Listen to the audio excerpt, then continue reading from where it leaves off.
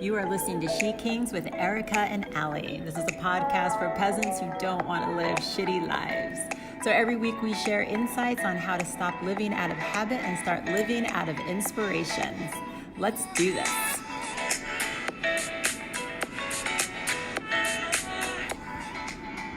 We are on. We are recording as per usual. Yes. Well, maybe we're going to go back and add some music. Oh yeah, we're adding a few little fun things to the opening. Maybe. Everybody in the group. Possibly. Maybe. You were saying we're listening to... Yeah, you're listening to SheKings, and we are a podcast for peasants who don't want to live shitty lives. Yes, and that is Allie over there, and I'm Erica, and we're going to talk to you about some things today. It's going to be amazing. Yeah, it's going to be a little low key. We really don't have, we've got a lot of feedback, and people want to know how we got to where we were, like our journey. And so just to give people some, I don't even know if we call it inspiration. So basically, Erica and I didn't wake up and we were like this. We didn't have this understanding. We went through our shit. We're still going through our shit. But we just use some tools that work for us, and that's why we like to share. So people were asking, what's our backstories, and so we wanted to share those with you, so you kind of know who you're listening to, some things that we experienced and how we shifted, and now make this a daily minute practice. Minute by minute, people. Minute by minute. Yeah, and like Allie said, this is something I know that the people who listen, you beautiful souls, we have met you guys and picked you up through all walks of life, or, your friends have referred you to the podcast, or maybe you happened upon us some way, but everybody's at a different point. Some people are just getting started on their spiritual journey, their peace journey. And some of you guys, you guys did yoga training with us. And so you've been in the game for a long time. And I'm happy that you guys are getting some benefit from listening to us. And we just want to add to that our story, and then maybe some advice for you guys, depending on where you are in your journey. So we have 3 questions that we will answer, and we'll see what else comes up. So I'll start by asking Allie, what started you on this journey? This journey. So I've always had an interest in witch stuff.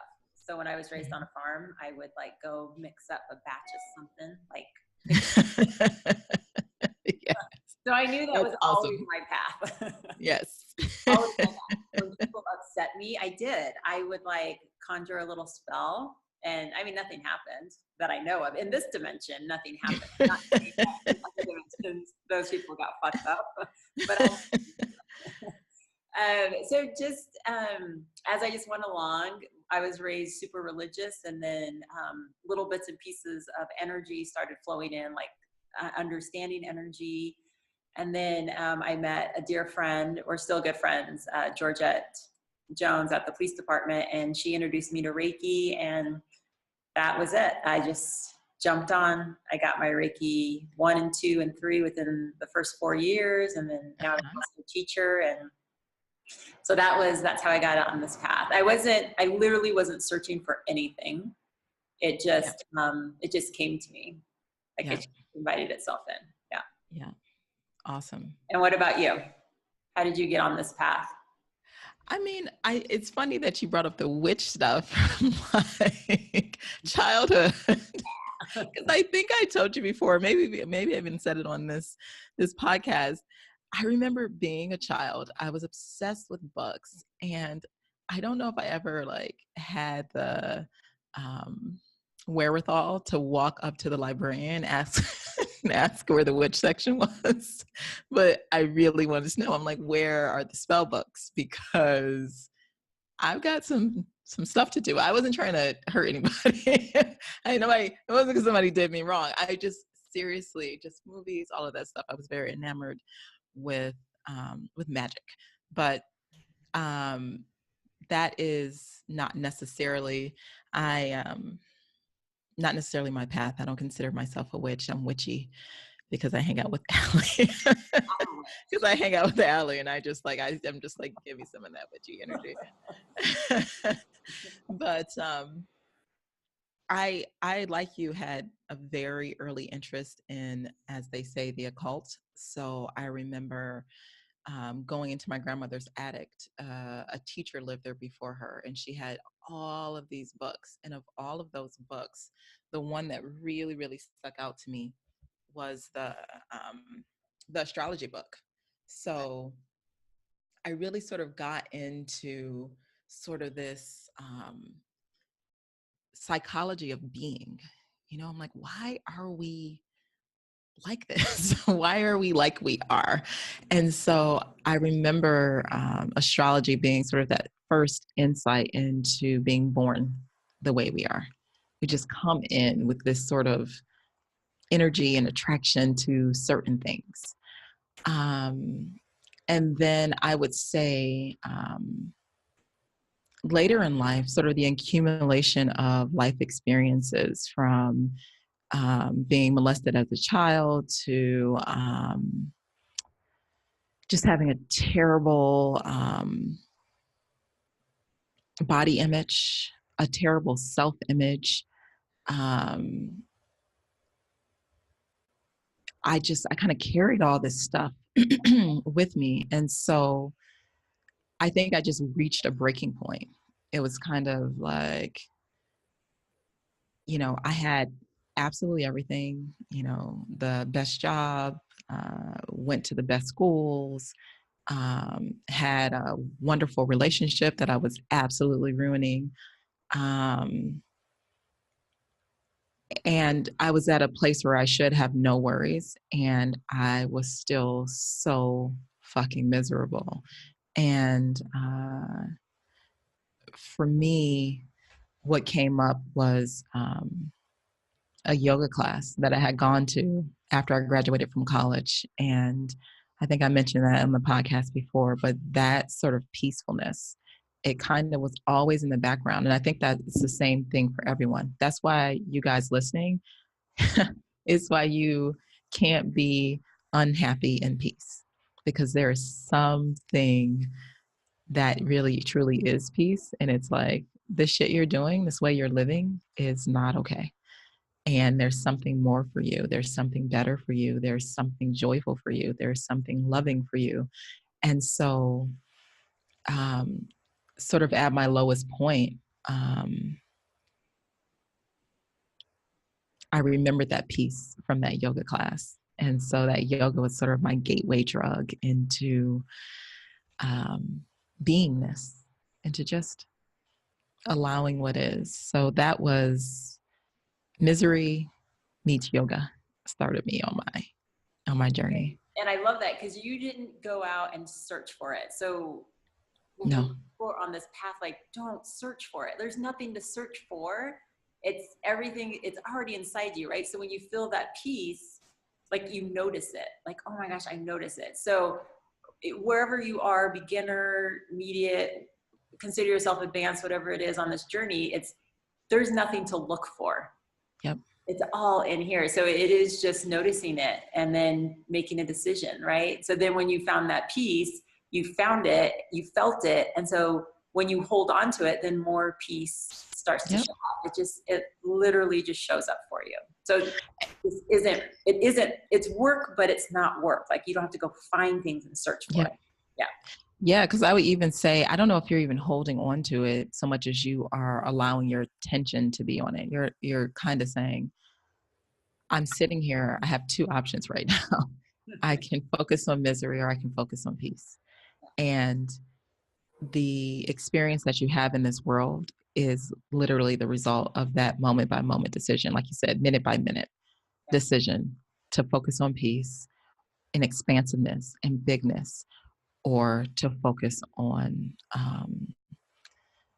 what's miserable. And just to be clear, you know, this is a teaching podcast. When I say focus on misery, I mean, when I was focusing on misery, I was letting my mind play with the thoughts of everything that was going wrong in my life, even as it made me feel more miserable, right? So, oh, I can't believe so and so did that. I'm so worried about the thing I have to do tomorrow.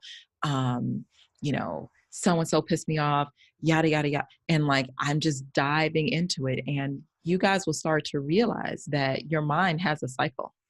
It has a cycle that it runs all the fucking time. And we can just start calling that right now the misery cycle. And so you feel that misery because you're letting your attention be on miserable thoughts and run that cycle over and over again, over and over again, over and over again. And so when I say you can focus on that or you can focus on expansiveness, I mean, sometimes it's as simple as just looking up. Look at the sky. Look at it. Like however it is. Sometimes it's as simple as focusing on your breath. Take some inhales and some exhales. It's just interrupting that fucking misery cycle. Yeah, so that is what I'm talking about. It's the decision to focus one way or to focus the other way. And let me be clear, you have been programmed and you have been in the habit of focusing on the misery cycle. And so the process of transitioning to focusing on what is good and what is peaceful and what is relaxing is an ongoing process. So if you're able to get a few seconds of quiet mind, of inhale, exhale, of look at the sky, be happy with that. Because maybe tomorrow you can get a few more seconds. And maybe the day after that, you get a couple minutes. And like this, it grows and it grows and it grows. Love that. So, next question. Can you take us through some big shifts that you went through on your spiritual journey and what happened after the shift? Like what changed in your spiritual practice when you had the shift? So first tell us where you were, where you started, then tell us the shift, and then tell us what happened after.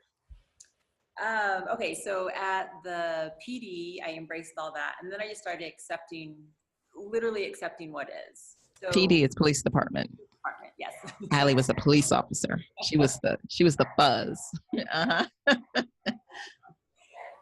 And then I just started focusing on literally what is happening, because when I first started out, my mind would go crazy about, what call am I going to be dispatched to? What is it going to look like? Just like working myself up. And then I just started practicing, like, what is it in the moment? And there's, there's safety parameters that you have to go through before you go to a call, but it is just accepting what is. So you were worried. So you're waiting for a call to come in. Yeah. And not knowing what they were going to be. I didn't like suicide calls.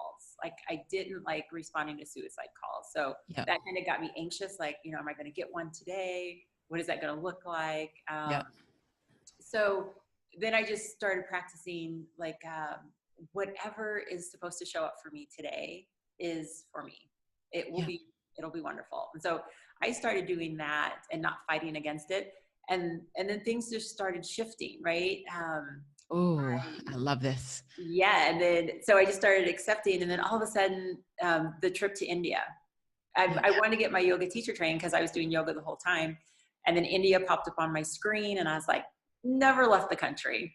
Wait. I want to take it back. So you started with your misery space, right? Of being so worried about everything that's going on.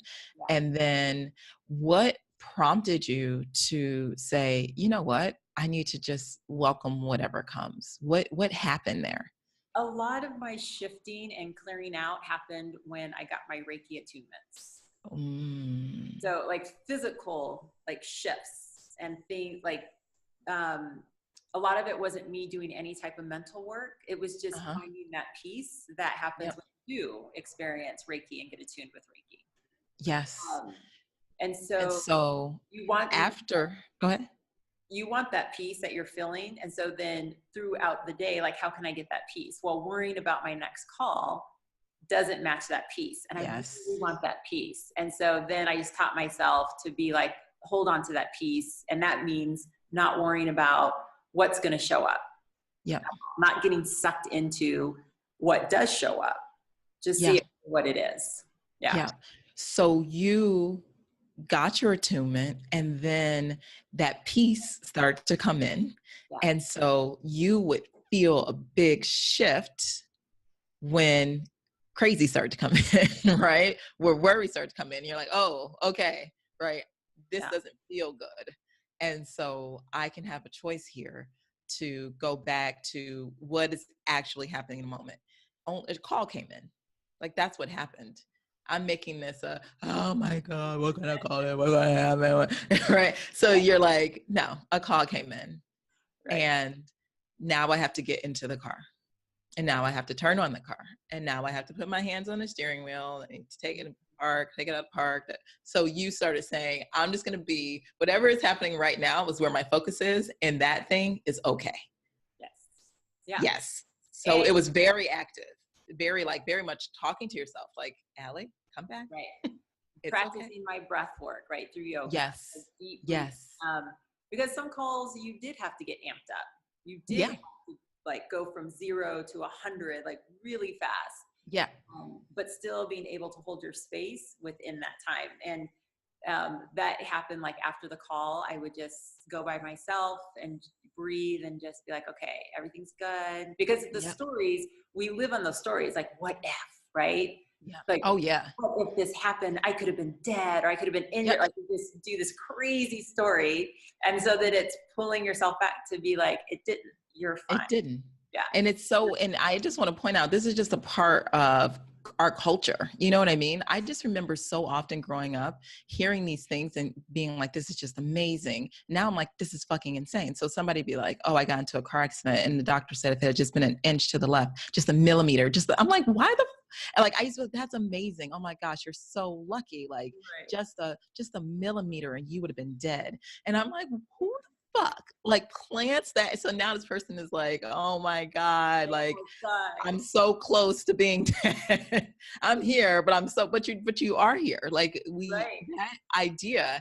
And yeah, absolutely. You're like, I got there. It was an active shooter situation. Oh my God, anything could have happened. And then you spend the next, I don't know how many weeks, like, oh, this is the thing that could have happened, but that didn't happen. Right. It's funny. I just did a meditation workshop a couple days ago, and I use that analogy. Like humans like to run over the story over and over and over again, and then start adding shit in, and not like great stuff, but to shitty stuff, right? And so it would be the same. Like if you look at animals, and one's being chased by a lion, they run to get away, and then they hide, they shake off all the adrenaline, and they fucking get on with their life. They don't gather everyone around and go listen. Yes. One misstep on that rock over there, I almost fell, and then the lion could have scooped me up, and I was dead. And everybody's like, oh, that's so crazy. It's so true. It's so true. And I think the animal kingdom is so good for that. Yeah. That's our stories. I love the shake it off. I don't know. There's a teacher who talks about the duck shake, how like ducks, after like they get into a little argument, I don't know if anybody likes to watch ducks. They're hilarious. They get into their little fight on the water or whatever, and then the duck will start to swim away, and then they'll do this like shake, shake, shake, shake, shake, shake, shake, shake, shake, and then it's like back to peacefulness. It's like, all right, I got that energy out. I shook it off, and then they don't turn around. And another thing, motherfucker, like when you came home last night after hanging out with your boys, did I say anything? No, I didn't say anything, right? Like, right. The husband or wife duck doesn't turn around to the husband or wife duck to remember one more thing. Like they just shake it off and they're like back to the present moment. So I love that process. Okay. So I just wanted to get that clear so that people, if they want to mirror it in any way, they can. The understanding is you have an experience that you have, and then you can shake it off, or you can hold on to that energy, build it up, and keep kicking it out. And then you're going to have more of those same experiences. Yep. And so just learning that, like I could tell what I was doing because the day that I was in would totally turn and go shitty, right? Because I knew, right? So that was the frequency that I was kicking out. Yeah. And then I would just be inviting more. So that was a fast lesson. That was such a fast lesson for me because I didn't like those types of calls. I didn't like those types of engagements. I didn't like any of that. So I'm just like, I knew it was me. So that was my thing. You can't avoid it. Like me hiding and not taking calls won't work. But what calls are sent to me matches my frequency. So no, I was motivated. Yeah. And you started, I'm sure, getting less crazy calls. Like as your energy started to shift, you know, it would probably be a rare day when you were getting the type of call that you quote unquote didn't like, though it was acceptable. I'm sure. Beautiful. Okay. So your next big shift was going to India. India. I really started to follow my heart and prompts. So India popped up on the screen and for yoga teacher training. And I was like, my sergeant, one, would never let me go.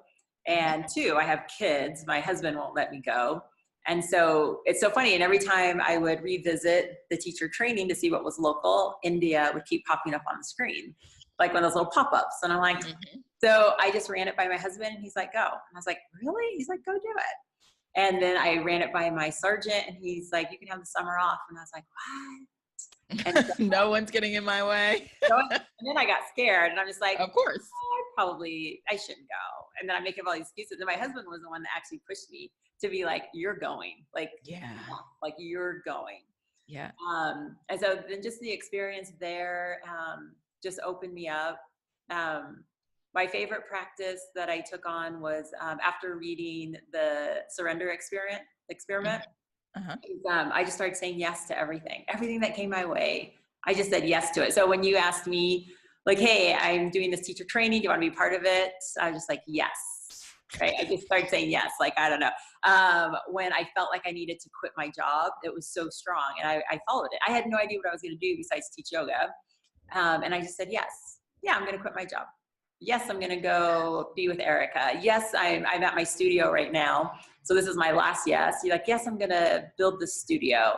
Like, and so that just surrendering into like everything that came to me instead of creating a story around it, like why I can't do it, why I shouldn't do it, what are the reasons why it won't be successful, and just saying yes. That's one of the biggest things that came out of when I got back from India and then quit my job 5 months later. It's just like saying yes. Like, let's do it. Buying laundry mats. Yeah, let's buy some laundry mats. Sure. So I love this. So you had stepped into a place where you're experiencing more peace. And then it seems to me what happened is that the universe was able to speak more clearly to you, right? Because now your vibration is one that is more compatible with spirit. And so it was relentless as well. So it's like, I understand she's a newbie and she's not quite understanding how to listen. And so beep, beep, beep, flash, flash, flash. You cannot see anything that is happening in the Colorado area. What you can see is India, bitch. Get to India, get your passport, book your ticket. It's time to go. So I love that. Okay. So from that experience, you got into the space of saying yes to universe, assuming that what it was sending you was for you and good for you. Was for me. Started a new practice of saying yes. Absolutely.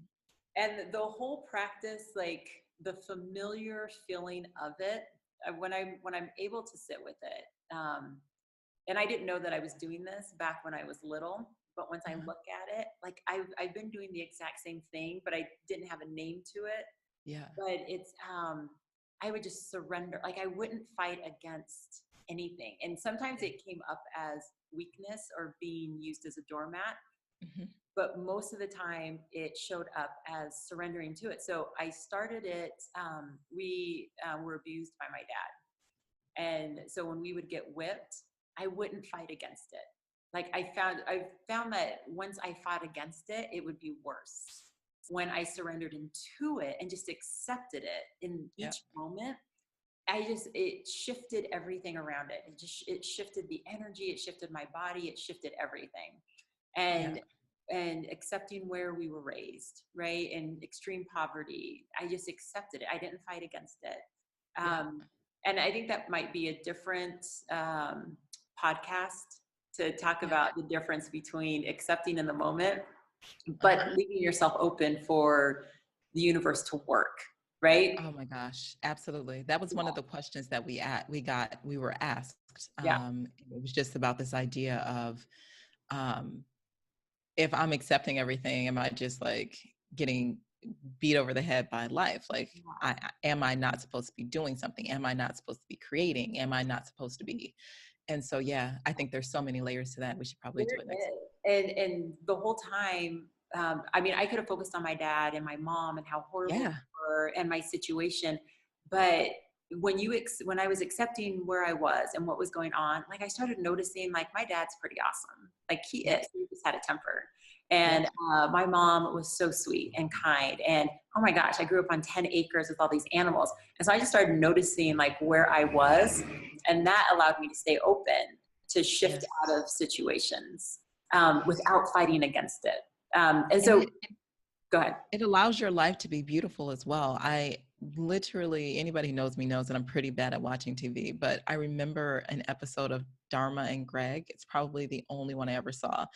And she was reminiscing. So she's kind of like this her earth mother, hippie dippy chick. And I think her husband was like super button up and in business or something like that. Mm-hmm. And she was talking to her zipped up husband about how she had this beautiful childhood with all these wonderful toys, and she was just driving these great toys, and she was like, oh my gosh, it was just so wonderful.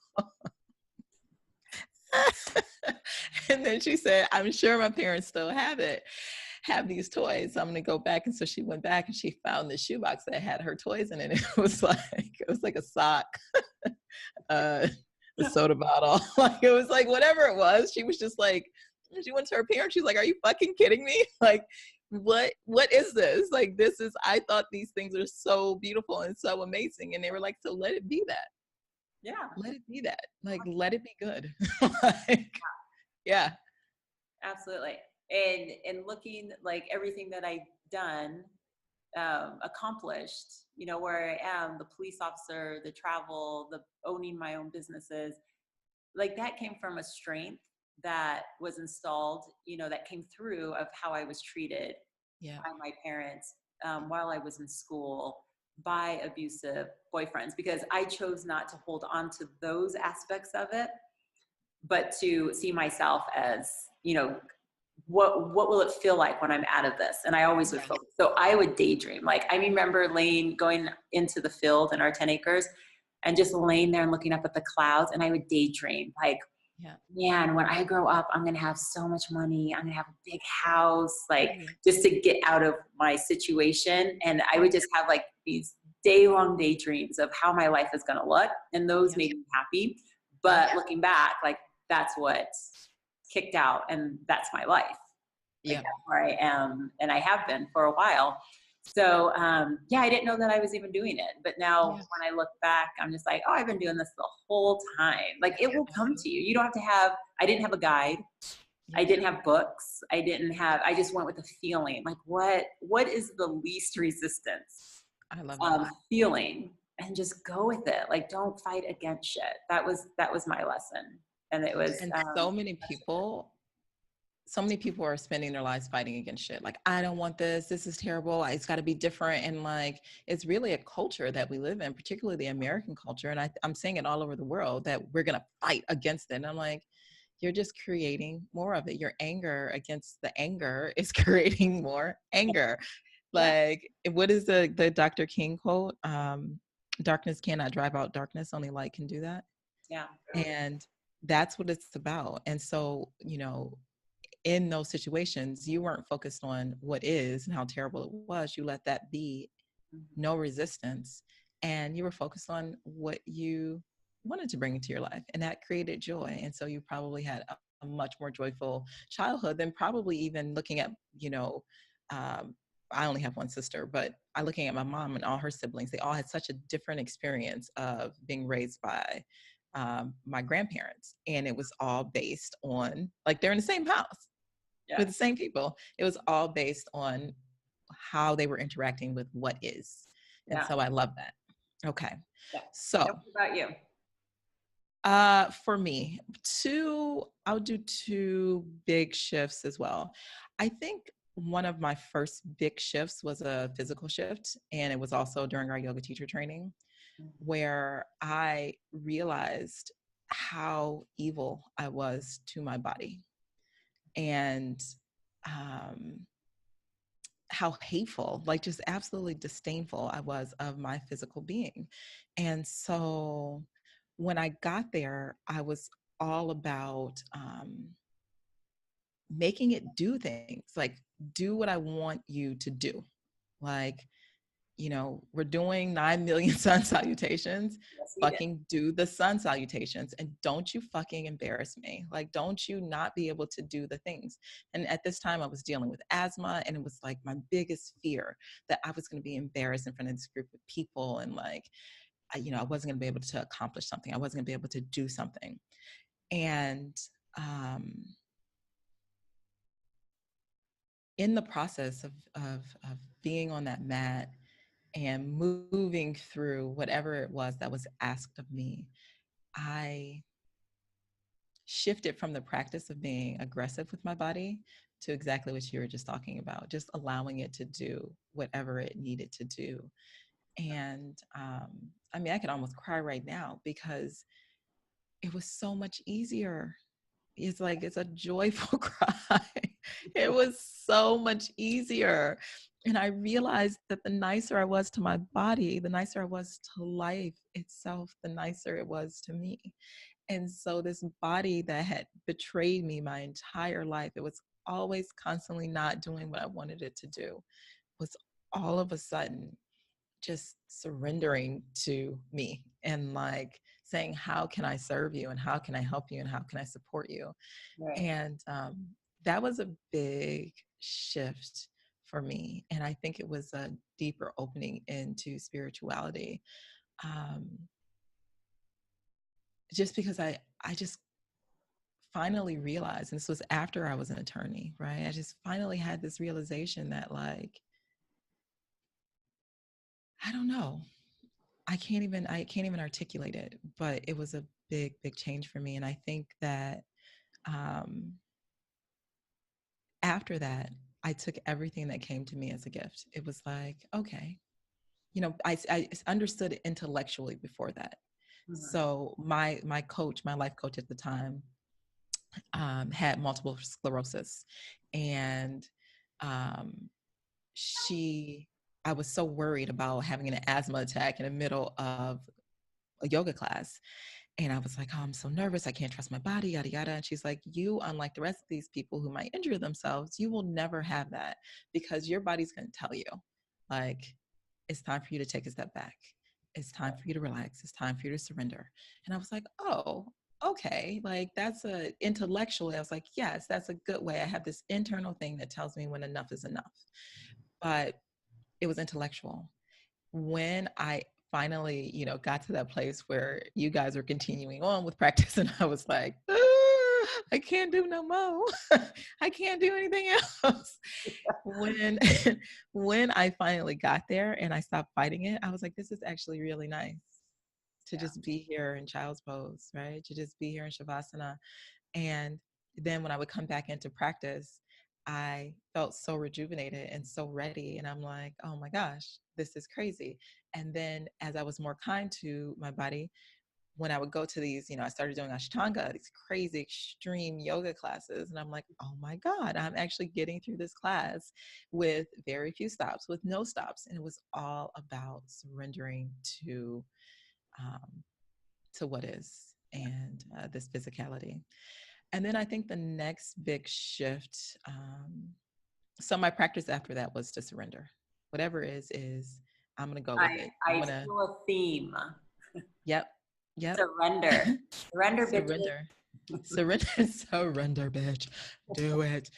And then my next big shift was also in India. I met my teacher who has just retired. And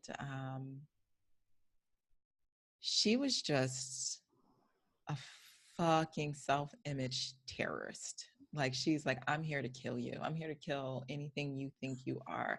I'm here to. And she would just look you up and down the first time she met you and just like eat you for fucking breakfast, lunch, and dinner. Like, who the fuck do you think you are? You're walking around thinking you're like this and you're like that. Well, guess what? That's fucking stupid. And you're not, by the way. And none of that's true. And she used anything and everything, every single tool that she could to disabuse us of who we thought we were in this work, on this planet. And the big one with her, well, at least the one I want to share, because they were literally big one after big one after big one after big one, is that she would have us every morning go and do these exercises. And we would stand in a circle and there would be one person in the middle, and that one person in the middle, we had to follow them. Whatever they did, we did. And they would scream, ha, ha, ha, ha, ha, and just look stupid, like I just said. And they would just start jumping up and down, hands in the air, jumping. They would jump for like fucking like 5 minutes, 10 minutes, just straight up, just jumping for 20 minutes. Can you imagine just like jumping up in the air for 20 fucking minutes, just jumping in the air? And like, you know, they just had this like look of joy. And like, and if you were too slow with the movement, ha, then they'd be like, no, you're doing it wrong, doing it wrong, doing it wrong. And so I approached that experience the way I had approached life. It was win. I'm here to fucking win. Okay. And so there was never a time, ha, where they caught me off guard and I wasn't ready. Ha, ha, ha, ha. Right. And I was fast and I was on it. And I did all the things that they were doing. And my teacher, she strolled up one morning, just walking on her dogs like she would do. And she just looked at what everybody was doing. And when we got to the meeting that day, she was like, Erica, the fuck are you out there doing? She was like, it's a fucking no for me. What you're doing is fucking terrible. She was like, you're not even trying. You're not really there. You're just going through the fucking motions. And that for me was a wake-up call. And I realized that up until that point, whether it was meditation or breathing exercises or yoga, I was only doing what I thought I could be good at. I was limiting my life so much. And at that point, I got into the practice of living. Yeah. Of like actually living life. And so that meant that when spirit called me to get up and do something in front of a bunch of people that I was sure I was going to look stupid doing, right? Like, ha, ha, ha, like screaming, like, you know, just acting silly. Then I just said, fuck it. Like, I want to do it. It just seems fun. And it was about letting my life be fun, letting the things that called out to me, like, you know, that I can't remember the number of times, even as a child, I would sit and watch other people do things that I wanted to do, but my self-image was too strong. I had to look a certain way. I had to be a certain way. And anything I did, anything I touched, I had to win. I had to be the fucking best. I had to be number one. And it was like, after that, I had a practice of being bad at things. I was like, I suck. I just am bad, just terrible. Like, I'm here to be fucking terrible at things and like not give a shit if, because there were times when I was bad at things in the past, but like, don't dare tell me I'm bad at it, right? Like, there was a whole thing, the emperor has no clothes, right? Like, lie to me, motherfuckers, lie to me and tell me that I'm great and I'm amazing. And after that, just the practice of joining in my life, of participating in my life, whatever was called for at the moment. And I won't say everything was a yes, right? There were things I'm like, I don't fucking want to do that. But there were other things that like I was longing to do and I would have never let myself do. And those things became big, big, big yeses. So I love that. And changing the labels, right? Being bad at something or good at something. It's you are because you say you are, right? Because somebody might be like, I'm good at this. And their perception is like, no, you suck. But if you believe it's good, then it's like, it's good. I'm good at it. Yeah. Or even just being like, everybody sitting on the motherfucking sidelines telling me I'm bad at something. I got a bag of dicks for you. And a bag of them. Okay. You just sit there with your sour face and like, you know, I used to be that girl at the club looking at people dance, like, what the fuck is this person doing? Guess what? That person's having a great time. Okay. That's what that person is doing. And I just, after that, I was like, I want to be the person like just dancing with literally no physical control in the middle of the dance floor.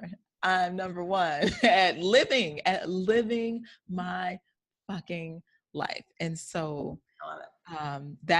that was the beginning for me of the releasing of self-image of like, I'm nobody. I'm just here to live. I'm life itself. And that's my practice, life itself.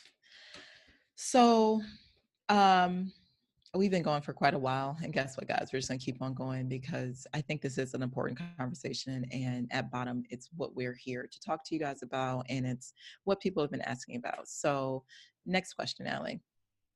If somebody's just getting started with a spiritual practice, what is your advice to them? Your number one advice and your number one thing that you think would be a great way to start? So I always go back to frequencies and energy because it's my jam. I I understand it. To me, that's what everything is to me. So that's what I gauge everything off of. Um, so the universe can only match one frequency at a time, and it matches the strongest one. So as you're on this journey, just decide, how do I want to feel? Right? I want to feel empowered. I want to feel peaceful. I want to feel confident, whatever it is. I want to feel love. And then put all of your energy into that, into your actions, right? So your actions, your reactions, your emotions, your thoughts, those four things you can control. And so if those four things aren't matching up to, you say, I want this, like, this is how I want to feel, then stop doing it. Like, stop doing it. And I get that it can be challenging. It's hard because it is an addiction. It's muscle memory. It's all of those good things. But the more you start feeding the version of yourself that you want to experience, right? The peaceful version of you, that person gets bigger and bigger and bigger. And then things just start to show up. They just start to align for you. Like, you don't have to go and look for it. You don't have to go to India to have any type of experiences. Like, everything is already here. It's already inside of you. Everything, abundance, peace, love, like absolutely everything you could ever want is already inside of you. And it's inside of you in the form of frequencies. And so when you feed the frequency, that frequency gets bigger and bigger and bigger and starts kicking out from you. And then things will start to align to match that frequency. So for me, that is the easiest way. And that's what I teach all my clients, is just, this is how I want to feel. I want to feel kind. That's it. So you go through your day and you're just kind. You're kind to yourself. You're kind to others. You have kind thoughts. And then that just becomes muscle memory. And the universe does absolutely everything else. So for me, that is the absolute easiest way to begin this journey. Even if you're in the middle of your journey, whatever. For me, that's absolutely everything. It's your body responds. It aligns your cells. It helps cure diseases. It's like frequencies and high frequencies are literally everything. So it's an awesome place to start. So you're saying what would you recommend they choose? An emotion, a thought? Where do you start? I would choose a feeling. Okay. Right. So, A thought, no, because a thought you kick out. A feeling, yeah. you feel. So a feeling is magnetic. So it pulls your experience to you. So focus on the feeling. So I want to feel and feel kindness. And then what does kindness feel like? Well, kindness feels like saying hi to a random person. Kindness feels like when I open the door from somebody without even wanting to thank you. Kindness feels like giving a homeless person some money. Like, that's kindness to me. Yeah. And so I just do that, like, to support and to fill up that kindness bubble. Yep. You just do those things, and then things just start to reflect back at you what kindness is. I do extreme shit because that's just me. I love it. So, like the komba, I just did a frog poison ceremony where they make holes in your back, burn them in, and then put poison in, and you purge. You just purge it up. It's 3 days of just misery. However, because for me, it just wipes shit out. Like I'm the type. I love the work. I do the work every day. But man, if there's a something that I can do that will just clear that shit, like a lot of it out in one big, just it's called ordeal medicine because you're fucking going through an ordeal. I'm just like, oh, sign me up, please. I'll go ahead and let you burn holes in my back and put poison. Right. And for me, it works. Like the healing power of plant medicine is so amazing. Like ayahuasca, the komba. I'm all for it. And so if you're that type of person that you just want to jumpstart, Yeah. But so that's a big frequency shift right there. It's gonna rock your world. It will rock your world because man, you're releasing a whole bunch of stuff, just old stories, old frequencies, and when you come out the other side, you're a totally different frequency and vibration. And so things around you are changing. Like be prepared for a lot of stuff. But if you're ready to be like, you know what, I don't want to do these small little steps, like let me jump in. Awesome. Fall to the wall. You can contact me and I'll give you all the information you need. Yes. Okay. So I like that. So feed the energy that you want to have in your life. Feed the feelings that you want. And, just to add to that, make sure you're feeling them. So you're not doing this as a matter of course. Like if it is kindness, like feel all of the kindness. You have come up within you. Yes. The actions don't matter. The words don't matter. They have to be supported by feeling it, like really sitting there and feeling it. Yeah. Yes, absolutely. Okay. And then if I had just one practice for a beginner, I would say get into your body somehow, some way. Do some yoga, focus on your breath, like do something that that connects this body, mind, spirit situation. I think that it is a beautiful way to sort of quiet the mind. It gives you, it kind of clears you out, especially if you're doing something, if you're going to fight with yourself, like the way I was when I first started with yoga, like, then maybe it's not so good. But if you can get to a point of just, for these moments, I am quiet. My mind has stopped, all thought has stopped, and I am just with my breath, or I'm with my body. I'm doing something physical, whether it's shake meditation, or it is Vipassana meditation, or it is moving meditation of yoga or Tai Chi, or I mean, it could be Zumba if you're going to let your mind turn off and move. It can be a walk if you're going to let your mind. What'd you say? Ecstatic dance. Ecstatic dance, yes. Ecstatic dance is everything to me. Yeah, yes, absolutely. Ecstatic dance is beautiful, guys. So ecstatic dance is when it's typically about 3 hours, and it starts off very slow and very meditative. Sometimes there's like a circle and, in meditation, then you come to your feet, and on the dance floor, there is no talking. There's no alcohol, there's no drugs. It is just you, it's your body, and it's just this beautiful music that you're moving with. And the music goes up to a crazy crescendo where you are just like so one with the music, and then it starts to come back down and you end up in Shavasana, and it is gorgeous. It's a gorgeous practice. And it's all about turning off the mind. And even when the mind isn't turned off, you're at least conscious, right? So I remember how self-conscious I was when I first started ecstatic dance, but I could see myself, right? It was not, I wasn't integrated with, oh my God, let me sit in the corner. It was like, Erica, don't do this. Get up and enjoy it. So I highly recommend some sort of physical mind body spirit integration to get you started, because I think it gets you to quiet while you're still awake.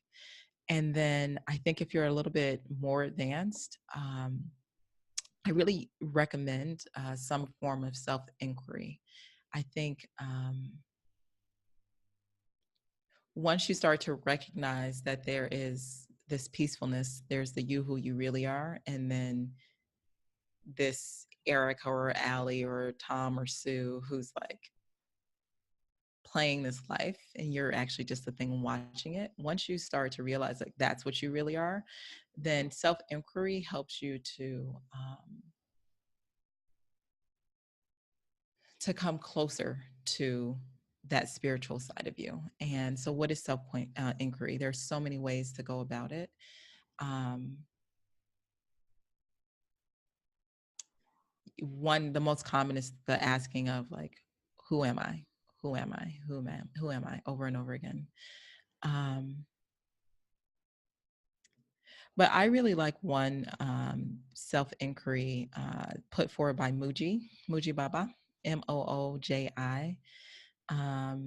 And he takes you through a meditation that asks you to leave your past, leave your future, leave who you think you are, all your rules, your name, your everything, and step into that space of what you really are. Yeah. And you realize that you are the great now. You are the space where life is taking place. You are life itself.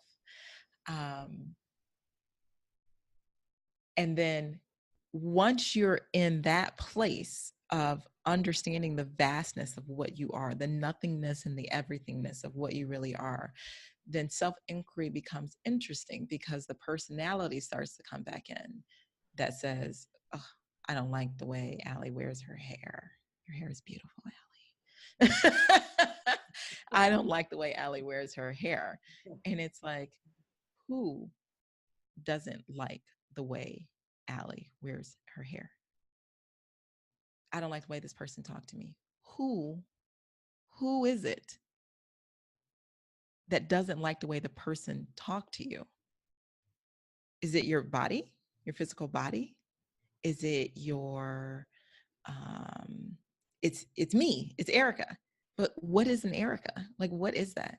Yeah. If your body would have went away, if it were incapacitated for some reason, if it just disappeared, are you still there? Who are you? And it always comes back to who are you? Yeah. And then all of this other stuff is self-image, is what's laid on top of who you are. So I really, really highly recommend self-inquiry for those people who are more advanced. And if you're interested in diving more into that, do contact me, because it's a deep practice. It's an interesting practice. Seek out a teacher for that. Seek out some guidance for that, because it's like all this stuff can be overwhelmed. And here's one thing that I will share. Don't think that there's somewhere to get to, right? This is a journey, right? There is no getting to anywhere at all. If you're saying, I am here and I don't like to be here anymore, I want to be over here. Well, awesome. The healing comes from that journey. So we've given you a lot of options to start with. So go with what resonates with you. So if you're like, oh my gosh, I've always wanted to do Reiki, Reiki will be the gateway to where you are going. If it's ecstatic dance, do ecstatic dance. Ecstatic dance, I promise you, will be the gateway to where you are going. Like it's going to lead to the exact same place. So there's not a perfect one that you have to pick to get there. Any one of them is going to literally get you to where you need to go. So try them. If you're saying, fuck yeah, let me do some frog poison. Yes, you're right. Then go do some combat. Yeah, so just keep your heart open. Don't get overwhelmed by all this stuff and where to start. Just pick one thing. Yoga, that's actually how I started, was on my mat. And if that's it for you, wonderful, then stick with it, because yoga will get you there, because yoga will invite in something else. And then that you experience that, and then that will invite in something else, and you experience that, and then that will invite in something else. And it just keeps going and going and going until you're dead. There is never an end. It doesn't exist. So have fun with it. Absolutely have fun. And the main thing with both of us is just notice how you're feeling. If you're feeling like shit, you're going the wrong way. If you're feeling amazing and awesome, then and fulfilled, no matter what it is, then yeah, that's it. That's your thing for the moment. That's your path. The thing. And just to piggyback on what Allie just said, if you notice, we started at the beginning. We started with just one thing. And when you look at how far we went back, you've already started. If you're listening to this podcast, you've already started. Yeah. Right? So there's something that you've already been into, and it's leading you to the next thing. Maybe it led you to this, and it led you to some ideas. So like Allie said, we didn't do everything at once. Like, we're telling you the journey of, 10, 20, 30 years. And so your journey has already started, and the next step is just pick one. Just pick one. I like how you stopped at 30 and you didn't say 40. Hey, Allie. 10, 20, 30 years. And I'm just like, yes, because I'm there. Oh gosh. Anyway, guys, this was a long one. We hope that you enjoyed it. We hope that you got some ideas from it, some inspiration from it. We absolutely adore you. And we always welcome your feedback and your questions and your ideas for shows. So leave us a message in the comments, like us, share us, subscribe to our channel on YouTube. Please, please, please. Thank you, thank you, thank you. You've been listening to SheKings for peasants who don't want to live shitty lives. Namaste. Namaste.